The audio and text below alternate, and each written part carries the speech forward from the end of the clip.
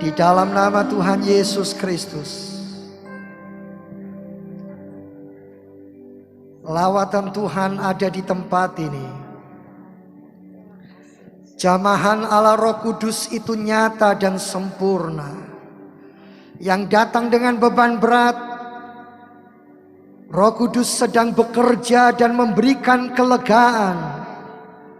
Yang datang dengan membawa sakit penyakit, dilepaskan, disembuhkan, dipulihkan dengan sempurna. Di dalam nama Tuhan Yesus Kristus, ada kuasa yang besar di dalam namanya, yang membutuhkan jawaban. Tuhan menolong dan memberikan jawaban. Pintu-pintu yang tertutup dibukakan.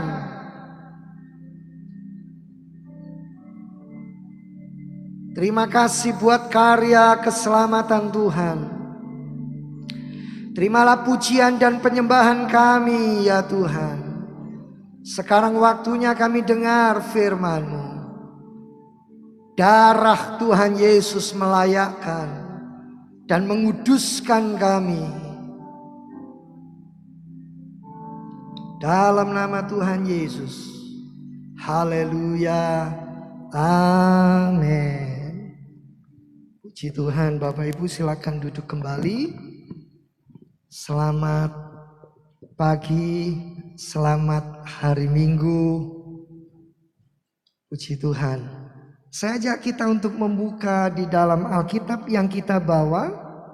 Mari Bapak Ibu, saya melanjutkan khotbah dari tema tahunan kita. Kita melihat di dalam kitab Keluaran.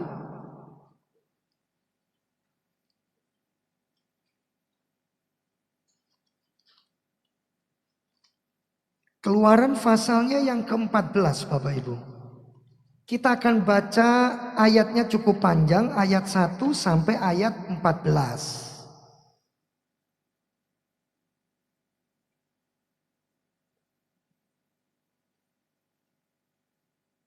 Yang berbunyi demikian. Berfirmanlah Tuhan kepada Musa demikian. Katakanlah kepada orang Israel supaya mereka balik kembali dan berkemah di depan Pi Hahirot, antara Migdol dan laut, tepat di depan Baal Zephon. Berkemahlah kamu di tepi laut. Maka Fir'aun akan berkata tentang orang Israel, mereka telah sesat di negeri ini, padang gurun telah mengurung mereka. Aku akan mengeraskan hati Fir'aun sehingga ia mengejar mereka, dan terhadap Fir'aun dan seluruh pasukannya aku akan menyatakan kemuliaanku, sehingga orang Mesir mengetahui bahwa akulah Tuhan. Lalu mereka berbuat demikian. Ketika diberitahukan kepada Raja Mesir bahwa bangsa itu telah lari, maka berubahlah hati Fir'aun dan pegawai-pegawainya terhadap bangsa itu. Dan berkatalah mereka, apakah yang telah kita perbuat ini, bahwa kita membiarkan orang Israel pergi dari perbudakan kita? Kemudian ia memasang keretanya dan membawa rakyatnya serta. Ia membawa 600 kereta yang terpilih. Ya, segala kereta Mesir, masing-masing lengkap dengan perwiranya. Demikianlah Tuhan mengeraskan hati Fir'aun, Raja Mesir itu, sehingga ia mengejar orang Israel. Tetapi orang Israel berjalan terus dipimpin oleh tangan yang dinaikkan. Adapun orang Mesir, segala kuda dan kereta Fir'aun, orang-orang berkuda dan pasukannya, mengejar mereka dan mencapai mereka pada waktu mereka berkemah di tepi laut, dekat Pi Hahirot di depan Baal Zephon. Ketika Fir'aun telah dekat, orang Israel menoleh, maka tampaklah orang Mesir bergerak menyusul mereka. Lalu sangat ketakutanlah orang Israel dan mereka berseru-seru kepada Tuhan.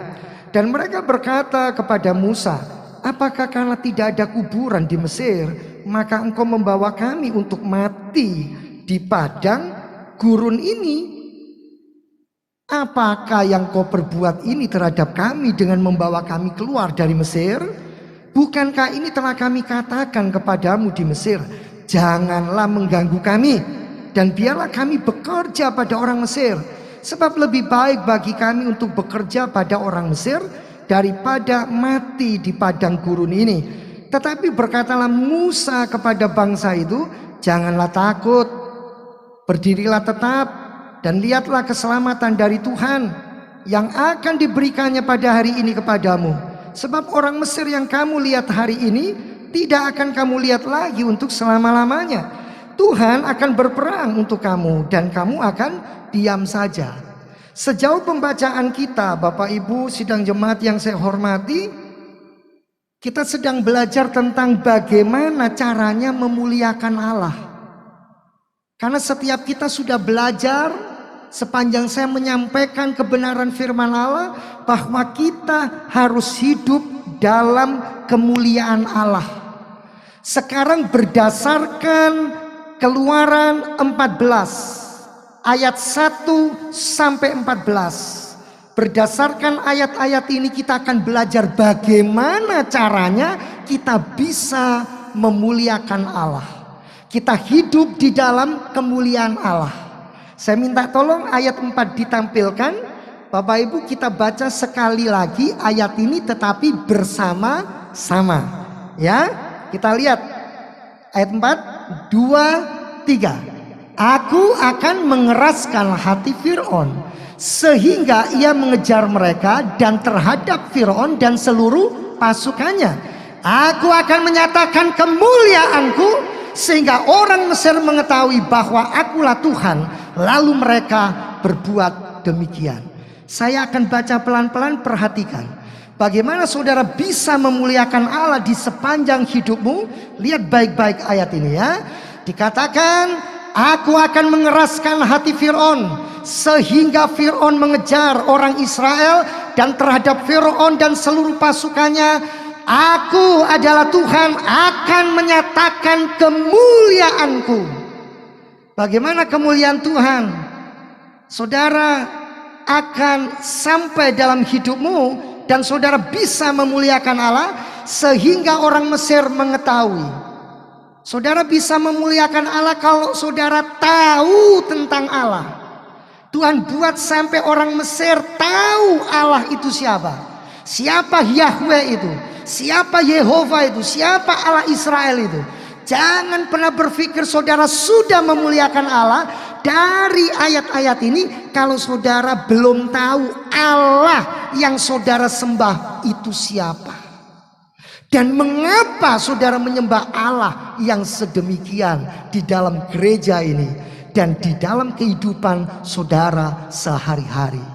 Lalu dikatakan bahwa akulah Tuhan, lalu mereka berbuat demikian. Mengetahui bahwa akulah Tuhan itu berarti mengenal Tuhan. Karena setiap kali kata tahu disebutkan itu selalu menuju kepada bagaimana mengenal Tuhan. Coba kita bandingkan dengan ayat 23 dan ayat 25 ya. Mari kita lihat ayat 23 sampai 25. Dikatakan seperti ini Bapak Ibu. Saya yakin semua orang tahu cerita tentang Laut Teberau yang dibelah menjadi dua ya. Nah kita lihat sekarang ayat 23 dan 25. Orang Mesir mengejar dan menyusul mereka. Segala kuda Fir'aun, keretanya dan orangnya yang berkuda sampai ke tengah-tengah laut. Dan pada waktu jaga pagi, Tuhan yang di dalam tiang api dan awan itu memandang kepada tentara orang Mesir. Lalu dikacaukannya tentara orang Mesir itu. Ia membuat roda keretanya berjalan miring dan maju dengan berat. Sehingga orang Mesir berkata, marilah kita lari meninggalkan orang Israel. Kenapa? Akhirnya orang Mesir tahu sebab Tuhanlah yang berperang untuk mereka melawan Mesir. Orang Mesir akhirnya tahu siapa Tuhan Israel itu. Tapi dia berhenti sampai di sana, tidak menyembah, tidak tunduk, tidak mengenal lebih jauh. Lalu dikatakan, ia membuat roda keretanya berjalan miring dan maju dengan berat sehingga orang Mesir berkata, marilah kita lari meninggalkan orang Israel, sebab Tuhanlah yang berperang untuk mereka melawan Mesir. Saudara, orang Mesir terpaksa harus mengaku bahwa Tuhan berperang bagi mereka, ganti umatnya. Tuhan menunjukkan dirinya akhirnya lewat perbuatan dan karyanya. Yang harusnya orang Israel itu bisa tahu tentang Allah lewat suaranya.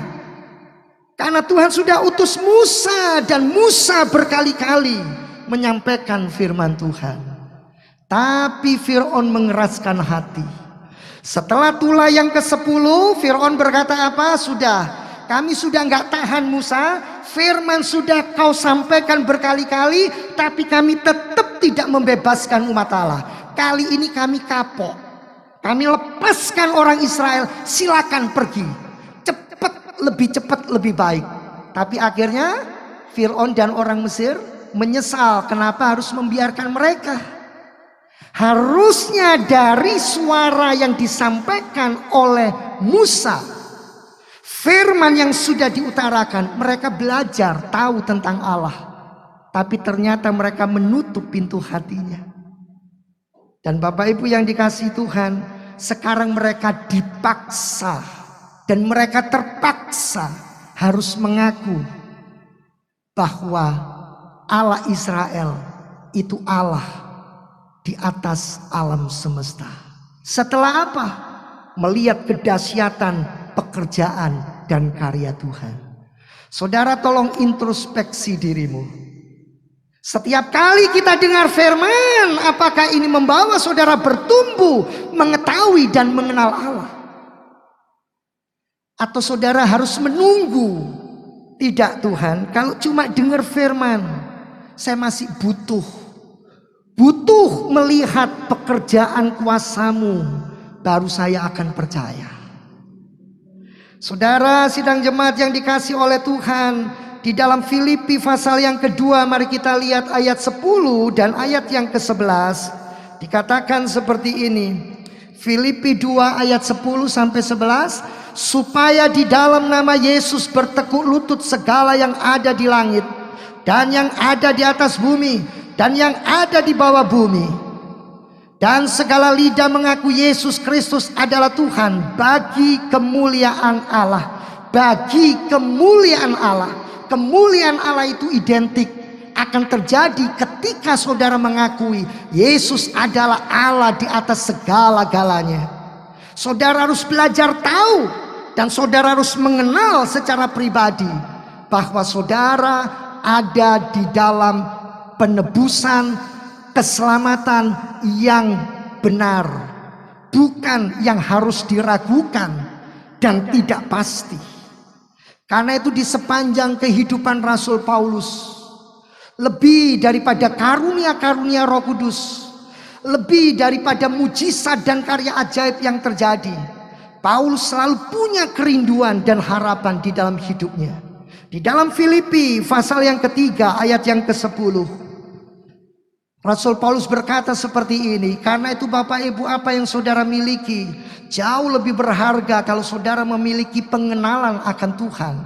Paulus berkata, yang ku kehendaki, yang ku harapkan, yang ku rindukan tidak lain adalah mengenal Tuhan, mengenal Yesus Kristus, mengenal kuasa kebangkitannya, mengenal persekutuan dalam penderitaannya, dalam kematiannya, di mana aku menjadi serupa dengan Kristus dalam kematiannya dan dalam kebangkitannya dan di dalam kehidupannya.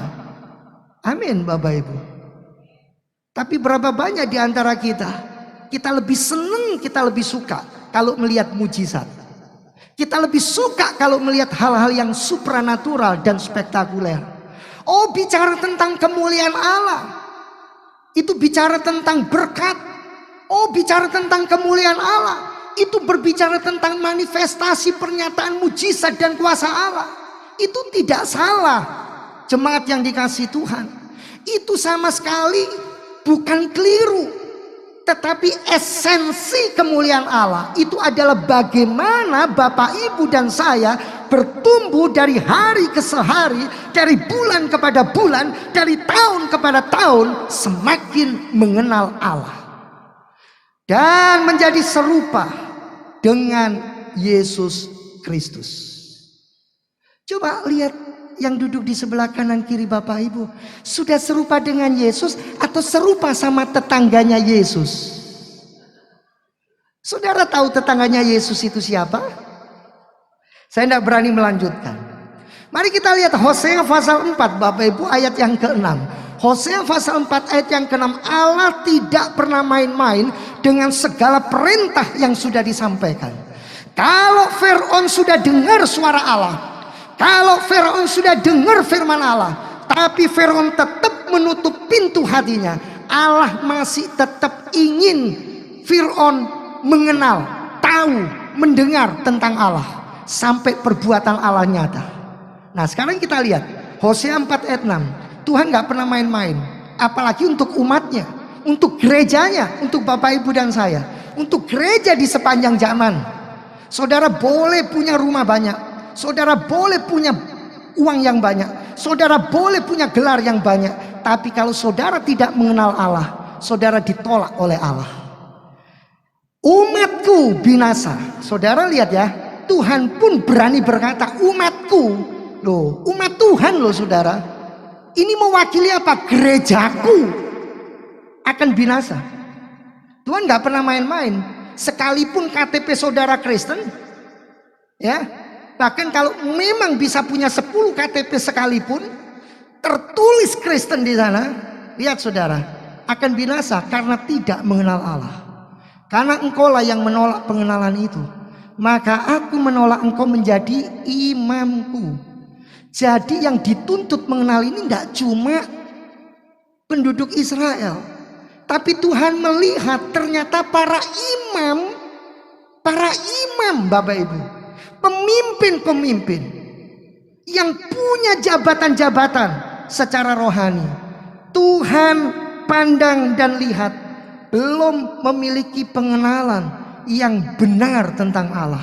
Karena itu Tuhan berkata, umatku akan binasa karena tidak mengenal Allah. Karena engkaulah yang menolak pengenalan itu, maka aku menolak engkau menjadi imamku. Dan karena engkau melupakan pengajaran Allahmu, maka aku juga akan melupakan anak-anakmu.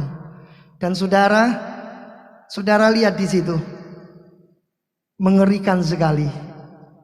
Akhirnya semua yang kita bangun akan ditolak oleh Tuhan, akan dihancurkan. Ini sebuah hal yang sangat mengerikan. Kita lihat di dalam Hosea pasal 6 ayat 3. Karena itu jemaat yang dikasih Tuhan, mari kita baca Hosea 6 ayat 3 bersama-sama. 2, 3. Marilah kita mengenal dan berusaha sungguh-sungguh mengenal Tuhan. Ia pasti muncul seperti fajar, ia akan datang kepada kita seperti hujan pada akhir musim yang mengairi bumi. Berapa banyak saudara yang berkata, Tuhan aku rindu mengenal Engkau. Tapi ketika lewat peristiwa, ketika lewat pergumulan, ketika lewat segala hal yang terjadi, bisakah saudara tetap berkata bahwa di balik semua ini Tuhan sedang merenda kita supaya kita semakin mengenal Tuhan? Jemaat yang dikasih oleh Tuhan, yang pertama, saudara bisa memuliakan Allah berdasarkan Keluaran 14. Kalau saudara belajar tahu tentang Allah, belajar terus mengenal Allah. Amin. Dan yang kedua, mari kita akan lihat ayat 31. Keluaran 14 ayat 31. Nanti di rumah Bapak Ibu baca ya keseluruhan pasal.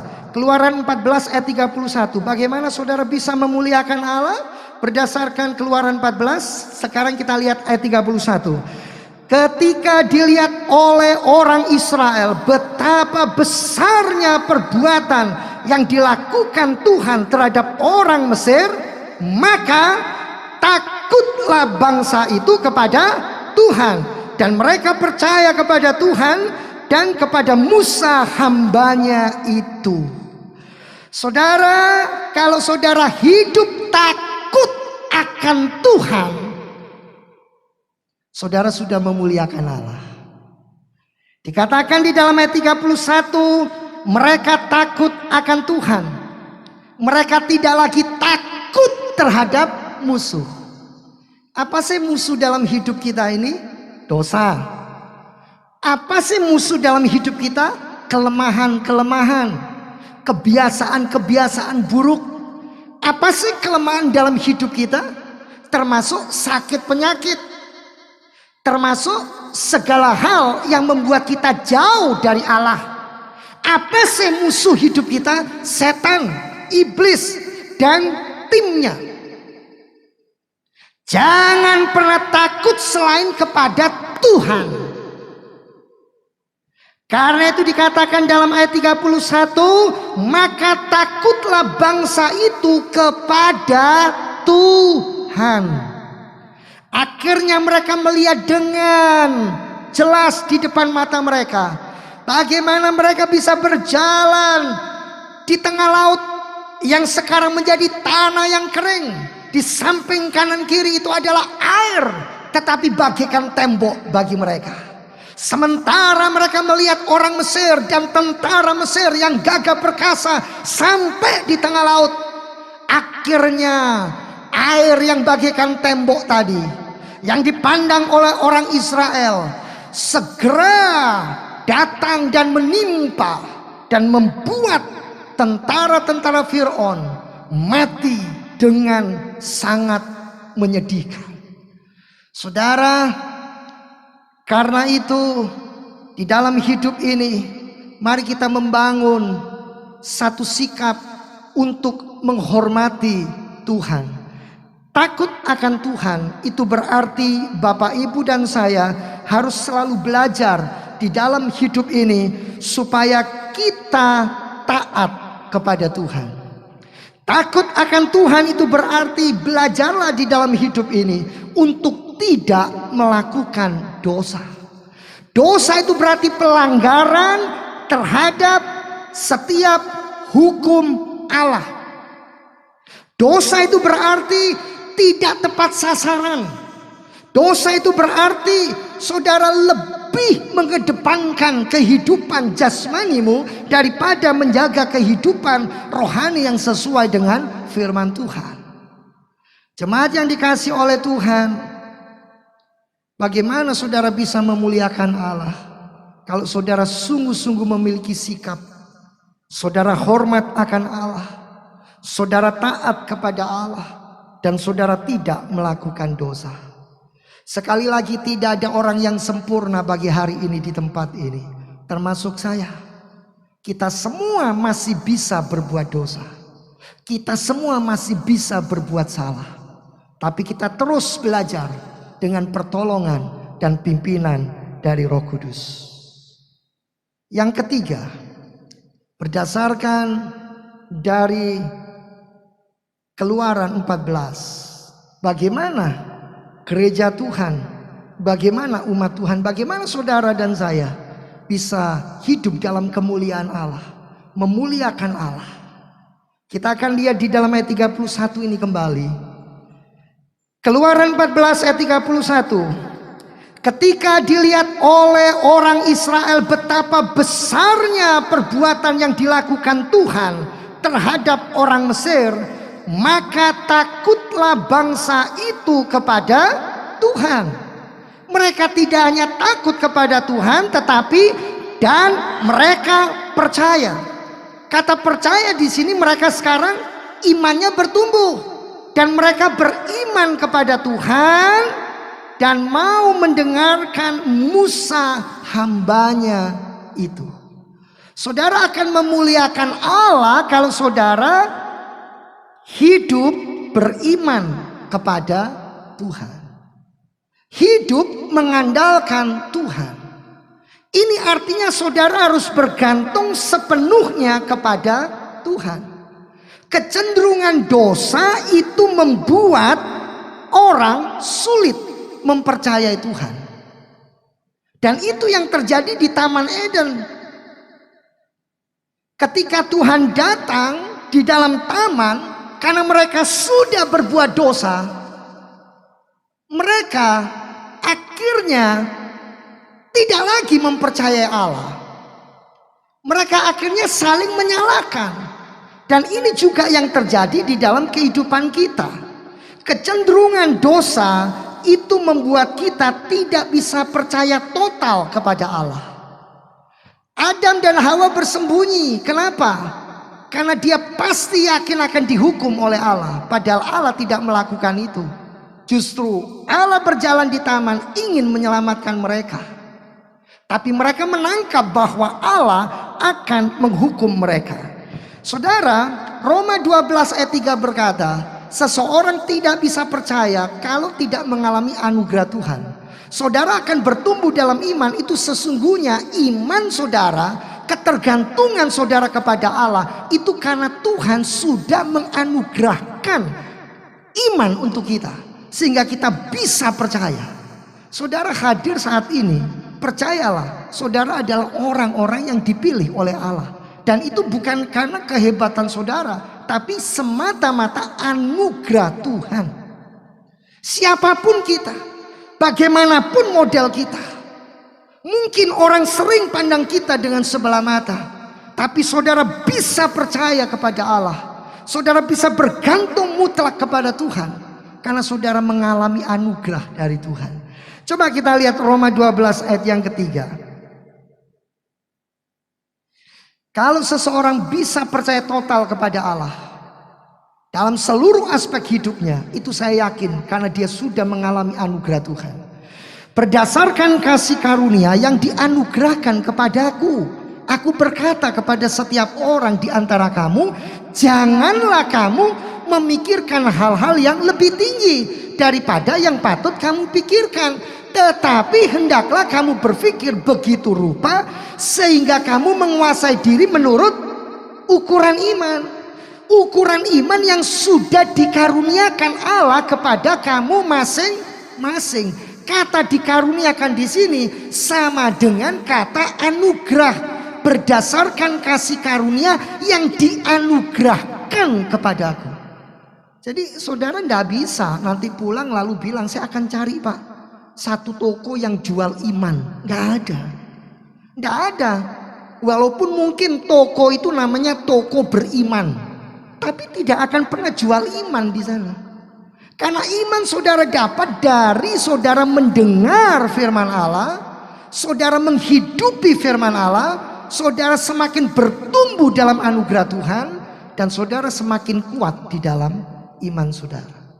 Saudara yang dikasih oleh Tuhan, kecenderungan dosa itu bukan hanya membuat kita sulit percaya untuk bisa percaya total kepada Allah, tapi kecenderungan dosa itu membuat seseorang lebih gampang saling menyalahkan.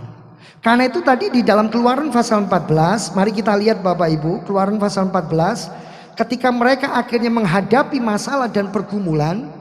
Setelah mereka keluar, awalnya mereka berapi-api, mereka senang bakal keluar dari negeri perbudakan.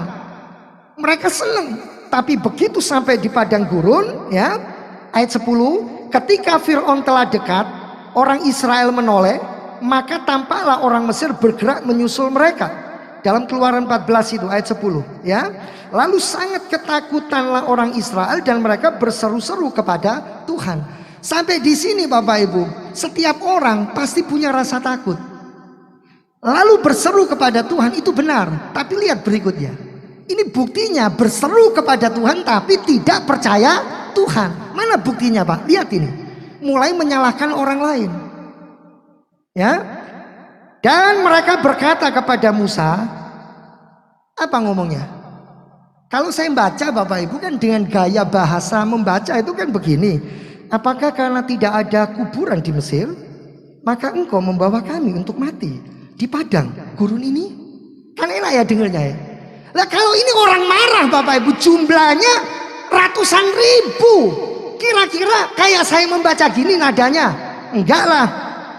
Mungkin mereka akan berkata, Musa, keterlaluan, kebangetan, kebacot, segala macam kata keluar. Engkau membawa kami ini. Musa, dengar ya. Apa karena nggak ada kuburan ya? Di Mesir nggak ada makam. Kamu biarkan kami ya supaya mati di tengah padang gurun. Kebangetan kamu Musa. Ya mungkin lebih dahsyat daripada itu Bapak Ibu. Kalau saya teriak-teriak di sini nanti Bapak Ibu telinganya bising. Ya. Terus dikatakan apa? Apakah yang kau perbuat ini terhadap kami Musa dengan membawa kami keluar dari Mesir? Pasti sambil teriak-teriak ngomel, bersungut-sungut. Bukankah ini telah kami katakan kepadamu di Mesir, janganlah mengganggu kami dan biarlah kami ini bekerja pada orang Mesir. Sebab lebih baik bagi kami untuk bekerja pada orang Mesir daripada mati di padang gurun ini. Saya tanya, yang memerintahkan mereka keluar siapa? Yang nuntun mereka siapa? Kan Tuhan sendiri. Kok sekarang ngomong kayak begini? Saya kasih tahu saudara. Saudara akan memuliakan Allah kalau saudara percaya kepada Allah. Kalau saudara bergantung total kepada Allah. Tapi masalahnya akan gampang buat kita untuk percaya dan beriman kepada Allah kalau semua keadaan kita baik-baik saja. Coba ngomong sama sebelahnya. Iya benar. Kalau baik-baik saja gak usah diajari. Pasti akan keluar kata-kata, saya percaya Tuhan itu hebat, saya percaya Tuhan itu luar biasa. Coba kalau lagi sakit, coba sudah ke dokter, sudah berobat, obat kimia sudah, obat herbal sudah, mulai dari ramuan A sampai ramuan Z, tetap sakit. Bisa nggak tetap percaya? Ini problemnya Bapak Ibu. Kalau keadaanmu baik-baik saja, gampang untuk berkata, saya yes percaya kepada Tuhan. Tapi ketika keadaan saudara tidak baik-baik, tidak sesuai ekspektasi saudara, baik dalam bisnismu, baik dalam hidup pernikahanmu, baik dalam masa depanmu, baik dalam keadaan anak-anakmu, bisa nggak saudara tetap percaya kepada Tuhan? Percaya kepada Tuhan yang memuliakan Allah itu kalau percaya, kalau beriman termasuk dalam segala keadaan. Loh, kurang tegas bagaimana Bapak Ibu? Saya nggak mau seperti orang jual jamu. Dalam arti saya teriak-teriak, tapi saya sendiri sakit. Saya meneriakkan ini karena saya juga pernah mengalami. Saya pernah ada di dalam keadaan yang salah. Dan saya harus bertobat. Saya harus bertumbuh. Saya harus berbalik. Dan saya harus betul-betul percaya kepada Allah yang kita sembah. Bukan believe, tetapi trust. Sekalipun kita belum mengalami yang kita harapkan, tapi kita harus percaya bahwa kita akan sampai pada bagian semua yang Allah sudah pernah janjikan kepada kita. Saudara, kalau semua baik-baik saja itu gampang buat kita berkata, Allah turut bekerja untuk mendatangkan kebaikan bagi saya yang mengasihi Tuhan. Tapi kalau saudara sedang mengalami sesuatu yang gak sesuai dengan logika jalan berpikirmu, gak sesuai dengan apa yang engkau rasa, bisa gak saudara tetap percaya bahwa aku dalam hal ini pun tidak akan menyalahkan Tuhan dan tetap berkata Tuhan turut bekerja dan tidak ada yang kebetulan. Saudara, kalau saya ingin memuliakan Allah, menurut Keluaran 14 saya harus beriman kepada Allah. Hidup bergantung mutlak kepada Allah. Itu berarti apa? Saya tidak cuma mempercayai Allah itu maha kasih. Tidak Bapak Ibu. Tapi saya juga harus belajar percaya Allah itu maha berdaulat. Artinya apa? Kalau memang Allah menentukan, kalau memang Allah mengizinkan, apapun istilahnya, sebetulnya apa yang Allah sudah tetapkan. Cuma seringkali kita ini takut untuk pakai istilah Allah sudah menetapkan, sehingga kita ganti dengan kata Allah mengizinkan, Allah menentukan, Allah sudah memutuskan di dalam kekekalan. Itu bicara tentang kedaulatan Tuhan. Siapa yang akan jadi istri saudara, siapa yang akan jadi suami saudara, siapa yang akan jadi anak saudara. Saya tidak bisa protes sama Tuhan. Tuhan, kenapa saya nggak lahir saja jadi adiknya Pak Haryono, di tengah-tengah keluarga besarnya Pak Haryono. Tuhan, kenapa saya nggak lahir di tengah-tengah keluarga dari Bapak Mintarja. Tuhan, kenapa saya nggak lahir di tengah-tengah Bapak Cornelis. Saya bisa sebut satu-satu, tapi nanti jadi absensi. Bapak Ibu yang dikasih Tuhan, bukan itu. Tapi lihat tadi ayat 31, mereka percaya kepada Tuhan dan kepada Musa hambanya itu. Sekarang baru percaya. Setelah lihat apa? Setelah lihat apa? Hal yang spektakuler. Lihat apa? Mujizat. Baru percaya Musa. Tadi di dalam ayat 12. Mereka apa? Mengutuk Musa. Mereka berkata apa? Kami ini lebih baik bekerja pada orang Mesir daripada mati di padang gurun ini. Mereka berkata dengan tegas, saudara. Kira-kira Musa itu nelongso enggak, Bapak Ibu? Nelongso ini bahasa Jerman ya. Jadi Musa ini pasti sedih. Sedih sekali. Lihat umat Allah kok modelnya kayak begini.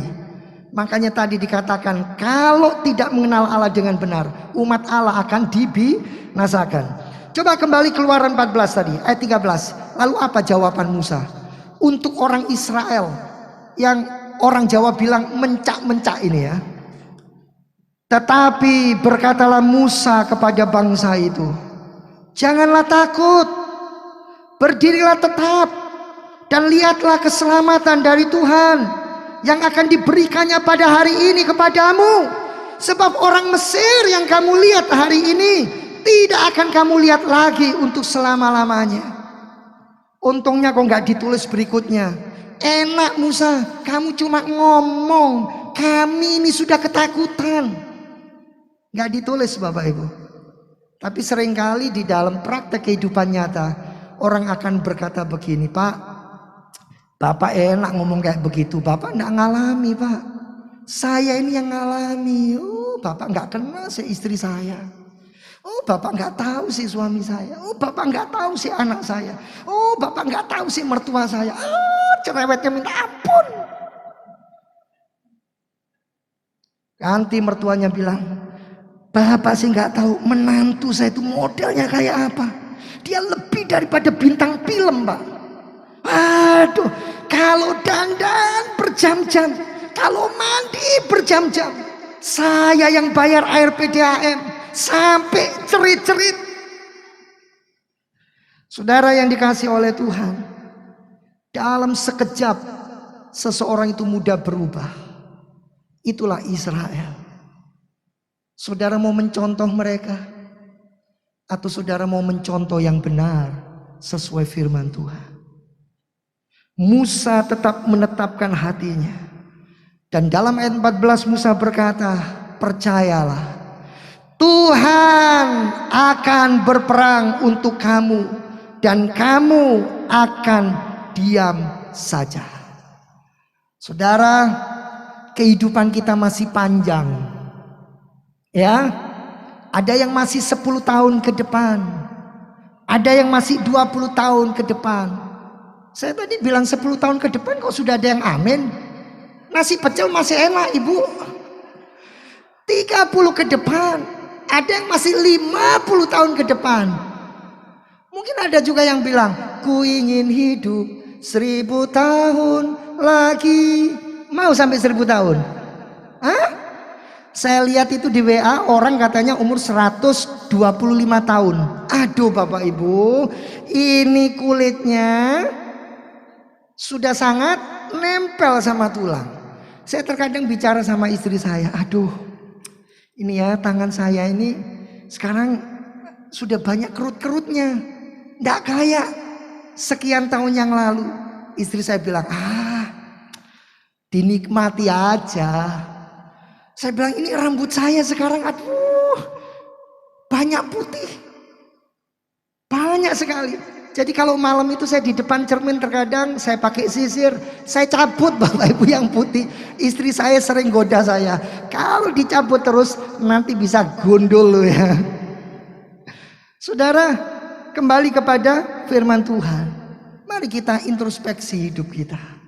Betapa mudahnya kita itu menyanjung dan meninggikan Tuhan ketika semua keadaan baik. Tapi begitu cepat kita berkata, Tuhan, di mana Engkau? Sudah berapa lama saya berdoa dan bergumul? Bunyi ayatnya, cukuplah kasih karuniaku bagimu. Di dalam kelemahanmu lah kuasaku menjadi sempurna. Amin. Bapa di sorga, sungguh kami menyadari betapa tidak berdayanya kami. Tetapi kami diingatkan oleh firman Tuhan yang ajaib. Engkau adalah Allah yang di dalam kebesaran dan anugerahnya akan menuntun, menguatkan dan menopang kami. Sebelum anak-anakmu pulang meninggalkan gereja ini untuk sementara waktu, hamba membawa setiap mereka kepada Tuhan. Satu dengan yang lain memiliki pergumulan, beban hidup yang tidak sama. Ya Tuhan, kalau Tuhan sudah menolong umatnya yaitu Israel, mereka adalah milik Tuhan. Mereka yang datang dengan segala pergumulan dan keberadaan mereka, hamba berdoa di dalam nama Tuhan Yesus Kristus, sesuai kebesaran dan kuasa-Mu yang ajaib, Tuhan, Engkau memberkati kami semuanya, membuat kami kuat dan mampu menghadapi kehidupan ini dengan segala pergumulan yang ada. Tuhan, Engkau tidak pernah meninggalkan kami. Terima kasih Bapa. Peganglah tangan anak-anak-Mu dan bawa kami kepada kemenangan yang Engkau berikan. Kami mendoakan jemaat yang tidak bisa hadir karena satu dan lain hal. Tuhan membukakan jalan dan menyatakan yang terbaik. Kami memberkati untuk anak-anak-Mu dengan segala pergumulan dan permasalahannya. Tuhan membukakan jalan. Bapa, kami juga berdoa untuk anak-Mu, untuk Ibu Ria yang berangkat ke luar pulau karena bekerja. Kami percaya Tuhan, perlindungan dan penyertaan Tuhan itu nyata dan sempurna. Suami dan anak-anak yang ditinggalkan untuk sementara waktu, Tuhan, mereka semua dijagai di dalam damai sejahtera-Mu. Dan mereka semua juga berjalan dalam kemuliaan-Mu. Kami juga berdoa Bapa di sorga, buat setiap kami dengan segala kerinduan dan pergumulan kami. Kami juga menyatukan hati berdoa untuk bangsa dan negara kami. Biarlah pemilu tahun depan berjalan lancar dan baik. Tuhan memberikan kami yang terbaik, pemimpin yang takut akan Tuhan, yang hormat akan Tuhan, dan yang mengasihi Tuhan. Biarlah Bapak Presiden dan Wakilnya, TNI, Polri, gubernur-gubernur, semua menteri-menteri diberkati oleh Tuhan. Diberikan hati yang taat dan takut akan Tuhan. Bapak, terima kasih. Demikian juga Tuhan, pergumulan, permasalahan di negara kami ini, biarlah semuanya boleh terselesaikan dengan baik dan nama Tuhan dipermuliakan. hujan keselamatan, hujan pertobatan akan menjadi nyata dan sempurna. Dan kami semua akan melihat kemuliaan Tuhan di seluruh negeri kami yang tercinta ini.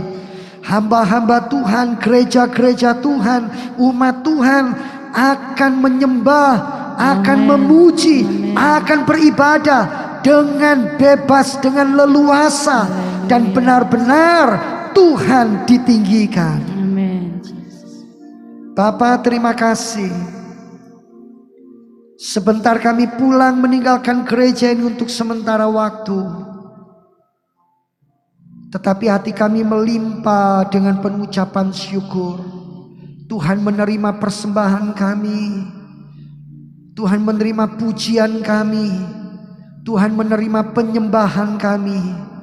Dan Tuhan, Engkau akan melanjutkan karyamu, rencanamu yang ajaib bagi kami semua.